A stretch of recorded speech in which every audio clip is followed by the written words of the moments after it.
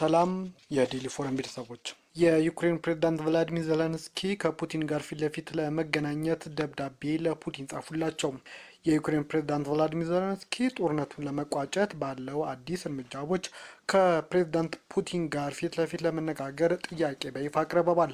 መሪው ለሩሲያው ፕሬዝዳንት ቭላዲሚር ፑቲን በጻፉት ይፋዊ ግልጽ ደብዳቤያቸው በአውሮፓ ያለ ጦርነት አሁንም የአሜሪካን ትኩረት እስኪገዛ ድረስ መጠበቅ ስህተት ነው በማለት ሰላም ሊመጣ የሚችለው በዩክሬንና ሩሲያ መካከል በሚደረግ የቀጥታ ንግግር ነው ሲሉም ነው በዚህ ደብዳቤያቸው ዜሌንስኪ የገለጹት። ፕሬዝዳንቱ እንዲደረግ ባሰቡት ንግግር ወቅት ሙሉ በሙሉ የተኩስ አቁም እንዲደረግ ጠይቀዋል። ይሁን እንጂ ፕሬዝዳንት ፑቲን ይህንን ሀሳብ ሐሙስ ዕለት ውድቅ አድርገውታል። የአሜሪካው ፕሬዝዳንት ዶናልድ ትራምፕ ሐሙስ ዕለት የሁለቱ ሀገራት መሪዎች ቢገናኙ መልካም እንደሆነም ተናግረው ነበር።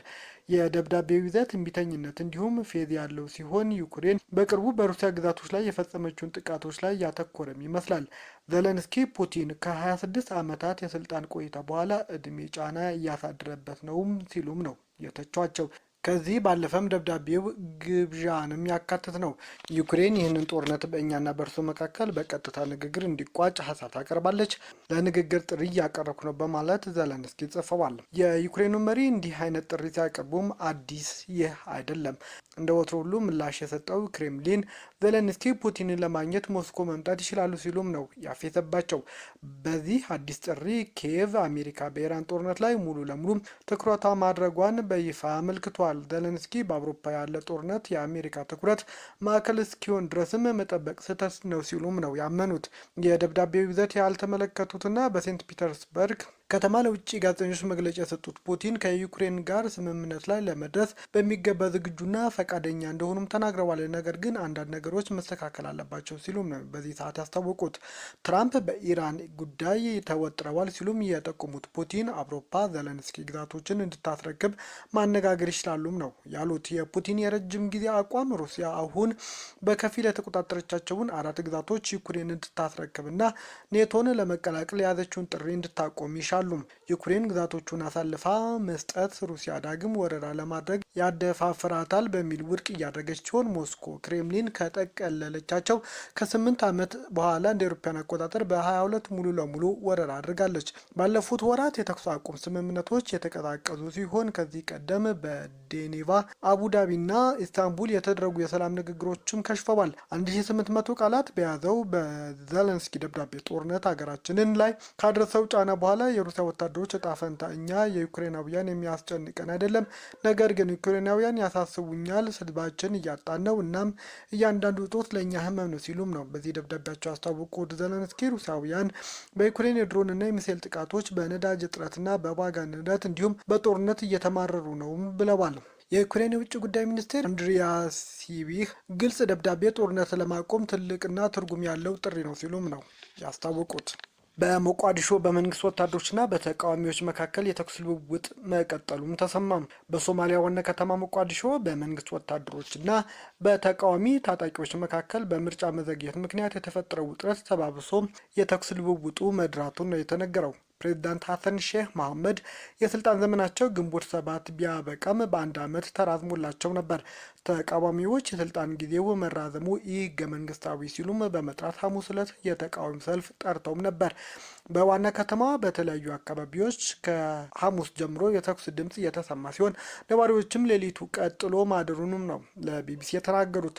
ፖሊስ በተወሰኑ አካባቢዎች የሞርታር ጥቃት በፈጸሙና በከፍተኛ ሁኔታ በታጠቁ ታጣቂዎች ላይ መጠነ ሰፊ የጸጥታ ዘመቻ እያካሄደ መሆኑንም አስታውቋል። የፕሬዝዳንት ስልጣን ዘመን ማብቃቱ ተከትሎ የፌዴራል መንግስትና ተቃዋሚዎች ንግግር ቢጀምሩም ውጤት ሊያመጣ ግን አልቻለም። ፕሬዝዳንት መሐመድ ሶማሊያ ወደ ዲሞክራሲ ምርጫ ለመወሰን በሚል የጎሳ መሪዎች ተወካዮቻቸውን ከሚመርጡበት ስርዓት ፕሬዝዳንታዊ ምርጫ ማድረግ ወደሚያስችል ስርዓት ለመቀየር ጥረት እያደረጉም ነው። ሶማሊያ አንድ ሰው አንድ ድምጽ በሚል ምርጫ ያካሄደችው እንደ አውሮፓውያን አቆጣጠር በ1969 ሲሆን ከዚያ በኋላ ባለፉት 30 ዓመታት በእርስ በርስ ጦርነት ስትታመስም ከርማለች። የቀድሞ ጠቅላይ ሚኒስትር ሐሰን አሊ ካሃይሬም ሐሙስ ዕለት ለማካሄድ ሰላማዊ ተቃውሞ ከሌሎች ጋር በመሆን እየተዘጋጁ ባለበት ወቅት የመንግስት ወታደሮች ጥቃት እንደፈጸሙባቸው አሳውቀዋል። በዚህ ክስተት ምክንያት ለሚደርሰው ማንኛውም ጉዳት ወይም ውድመት ተጠያቂው የስልጣን ዘመናቸው ያበቃው ፕሬዝዳንት ናቸው ሲሉም በኤክስ ገጻቸው ላይ ከሰዋል። ይህ ጥቃት የሶማሊያ ዜጎችን ህገ መንግስታዊ መብቶች ላይ የተፈጸመ ከባድ ጥቃትና ሆን ተብሎ ሰላማዊ ሰልፍን ለማኮላሸት የተደረገ ሙከራ ሲሉም ነው ያስታወቁት። እስካሁን ድረስ በተኩስ ልውውጡ ምን ያህል ሰዎች እንደሞቱ ያልታወቀ ሲሆን ፕሬዝዳንቱም ምንም አስተያየት አለመስጠታቸው ተገልጧል። የቀድሞ ፕሬዝዳንት ሻሪፍ ሼህ አህመድ በኤክስ ገጻቸው ላይ ውከቱ የታቀዱትን ሰልፎች እንደማያስቆምም አስታውቀዋል።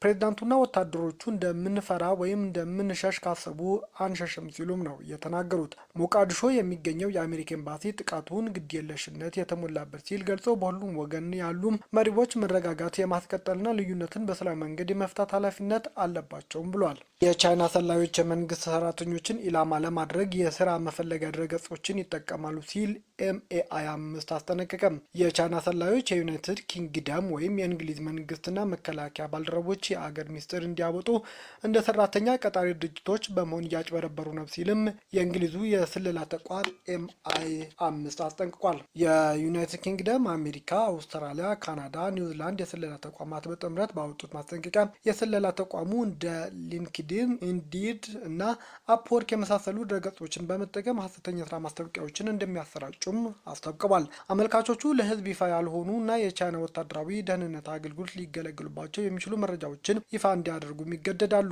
ፋይቭ አይስ የተባለው የአምስት አገራት ጥምረት የቤጂንግ ሰላዮች ለቻይና ስልታዊ እና ታክቲካዊ ጥቅም ሊውል የሚችል ልዩ ወታደራዊ፣ ፖለቲካዊ፣ ኢኮኖሚያዊ መረጃዎች ለማግኘት ይፈልጋልም ብሏል። በቻይና ስለላ ተቋም ኢላማ የሚደረጉ ሰራተኞች የደህንነት የይለፍ ፈቃድ ያላቸው ምሁራንና የቲንክ ታንክ ተቀጣሪዎችም ናቸው። የደህንነት ሚኒስትሩ ጃን ዳርቪስ ሁሉም የመንግስትና የጦር ሰራተኞች የብሔራዊ ደህንነት ባለስልጣናት ያወጣውን ማስጠንቀቂያ እንዲከተሉና በኦንላይን ኢላማ የሚደረግባቸውን ነገር ነቅተው እንዲለዩ እንዲሁም ደህንነታቸው አደጋ ከሚጥል ነገር እንዲቆጠቡም አሳስባለሁ ብለዋል። አገራችን ለመከላከል ጠንካራ እርምጃዎች የምንወስድ ሲሆን ቻይናም ጨምሮ ከተለያዩ ሀገራት የሚመጡ አዋኪ ተግባራትን መከላከላችን እንቀጥላለን። በቅርብ ጊዜ የተከሰቱ በርካታ ጉዳዮች የውጭ ሀገር ወክለው የሚንቀሳቀሱ ለፍርድ ለማቅረብ ያለንን ጥንካሬ ያሳያሉም ብለዋል። ፋይቭ አይስ የተሰኘው ተቋሙ ያወጣው መረጃ እንደሚያሳየው የቻይና ሰላዮች ሀሰተኛ የስራ ማስታወቂያዎችን በመለጠፍና የአመልካቾችን ሲቪ በመቀበል ለሚፈልጉት ዓላማ ብቁ ስለመሆናቸው ማጣራት ያካሂዳሉም ነው የተባለው። በሞቃዲሾ ለ2 ቀናት የቆየው ግጭት ጋብ ማለቱ ተዘገበ።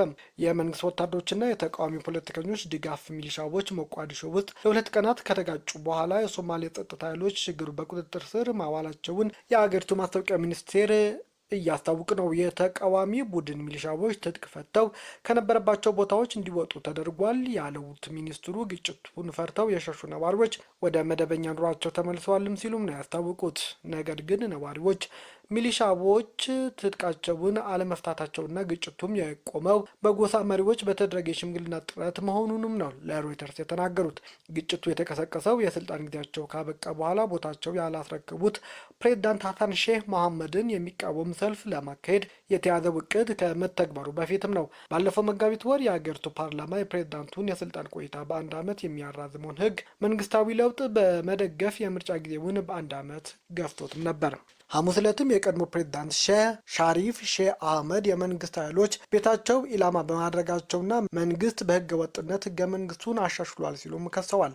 የቀድሞ ጠቅላይ ሚኒስትር ሐሰን አሊ ካሂር በተመሳሳይ መንግስት ወታደሮች ጸረ ታንክ መሳሪያና ድሮኖችን ጨምሮ ከባድ መሳሪያዎችን ህዝብ በሚበዛባቸው ቦታዎች ላይ ተጠቅመዋል ሲሉም ከሰዋል። የማስታወቂያ ሚኒስቴር ግን ሁለቱን የቀድሞ ባለስልጣናት ታጣቂዎችን ወደ መኖሪያ አካባቢያቸው በማሰማራትና ፖሊሶች እንዲያጠቁ በማድረግ የሰላማዊ ህዝብን ህይወት ለአደጋ አጋልጠዋል ሲሉም ከሷል። የተባበሩት መንግስታት፣ የአፍሪካ ህብረት፣ የምስራቅ አፍሪካ ሀገራት ማህበረሰብ በግጭቱ ውስጥ የሚሳተፉ ወገኖች አለመግባባታቸውን በንግግር እንዲፈቱም ጥሪ እያስተላለፉ ነው። የሊባኖስ ፕሬዝዳንት ጆሴፍ አውን ከሲኤንኤን ጋር ባደረጉት ቆይታ ኢራን ከአሜሪካ ጋር በምታደርገው ድርድር ሊባኖስ እንደ መደራደሪያ ካርድ እየተጠቀመችበት መሆኑን በመግለጽ ድርጊቱ ተቀባይነት የሌለው ነው ሲሉም አውግዘውታል። ፕሬዝዳንቱ ኢራንን አስመልክተው ሲናገሩ ይህች የእናንተ ሀገር አይደለችም፣ የእኛ ሀገር ናት፣ ኃላፊነቱም የእኛ ነው ሲሉም ነው ያስታወቁት። በሀገራችን ውስጥ ጉዳይ ጣልቃ መግባት የእናንተ ስራ አይደለም ሲሉም ኢራንን ተናግረዋል። በተጨማሪም በኢራን የሚደረገው የሂዝቦላ ታጣቂ ቡድን ይህንን እውነት ሊገነዘብ እንደሚገባም ፕሬዝዳንት አውን አሳስበዋል። ሂዝቦላ ቁጭ ብሎ ከመነጋገር ውጭ ሌላ አማራጭ እንደሌለ ሊረዳ ይገባል ያሉት ፕሬዝዳንቱ አሁንም ያለውን ችግር ለመፍታትና የተረፈውን ለማዳን ከድርድርና ከዲፕሎማሲያዊ መፍትሄ ውጭ ሌላ ምንም አይነት መንገድ እንደሌለ ሊረዳ ይገባል ሲሉም ጠይቀዋል። የሱዳን ፈጥኖ ደራሽ ድጋፍ ሰጪ ኃይሎች በካርቱም በደቡብ ካርዶፍና በብሉ ናይል ክልሎች በሚገኝ የሱዳን ጦር ሰራዊት ይዞታዎች ላይ የተቀናጀና መጠነ ሰፊ የድሮን ጥቃት መፈጸሙ ተገለጸ። ላለፉት አንድ ዓመት ገደማ ሀገሪቱ እያመሰ ያለው ይህ አውዳሚ ጦርነት አሁን ላይ ሁለቱን ተፋላሚ ወገኖች ስትራቴጂካዊና አጥፍቶ ጠፊ ድሮኖችን በስፋት ወደ መጠቀም መሸጋገራቸውን ያሳየ ሲሆን ይህም የውድመቱን አድማስ በይበልጥ አሳሳቢ አድርጎታል። የፈጥኖ ደራሽ ድጋፍ ሰጪ ኃይሎቹ በኢትዮጵያ ድንበር አካባቢ በምትገኘው በደቡብ ኮርዶፋኗ አቡ ጁቤሃ እና በብሉ ናይል ዋና ከተማ ዳማዚን በሚገኙ ወታደራዊ ጣቢያዎች ላይ የፈጸሙት ከባድ የአየር ድብደባ የዚሁ አዲስ የጦርነት ስልት አካልም ነው። በተለይ በብሉ ናይል ግንባር ታጣቂዎቹ ከሱዳን ሕዝብ ነጻ አውጪ ንቅናቄ ሰሜን ጋር በመቀናጀት ስትራቴጂካዊቷና ከኢትዮጵያ ጋር የምትዋሰኑን የኩርሙክ ከተማ መቆጣጠራቸውን የጸጥታ ቀውሱን ይበልጥ አባብሶታል። በሌላ በኩል ደግሞ ጥቃቱን ለመከላከል ጥረት ያደረገው የሱዳን ጦር በካርቱም ኦምዱርማን ከተማ ላይ ያንዣበበው የድሮን መጥቶ መጣሉን ሲያስታውቅ የአካባቢ ነዋሪዎች ከእኩለ ሌሊት በኋላ ጠንካራ ፍንዳታዎች መሰማታቸውን መስክረዋል። ለዚህም ባለ ብዙ ግንባር ጥቃት ፈጣን አጸፋ ለመስጠት የመንግስት ጦር ድሮኖቹን በሰሜን ኮርዶፍ በሚገኝ የታጣቂ ኃይል ኢላማዎች ላይ ከፍተኛ አጸፋ እርምጃዎች መውሰዳቸውን ታውቋል። ይህም እርስ በርስ የድሮን ጥቃት መባባስ የሱዳን ሰላም ይበልጥ እያራቀውና የዜጎችን ሕይወት አደጋ ላይ እየጣለ መሆኑን የሚያሳይ ነው ሲሉም ብዙዎች እያስጠነቀቁ ነው። ቤተሰቦቻችን ዜናዎቻችን ከወደዳችሁ ላይክ አድርጉ፣ ለሌሎች ተደራሽ እንዲሆንም ሼር አድርጉ። አዲስ የሆናችሁ ደግሞ ሰብስክራይብ በማድረግ ቤተሰብ ይሁኑ። ሰናይ ጊዜ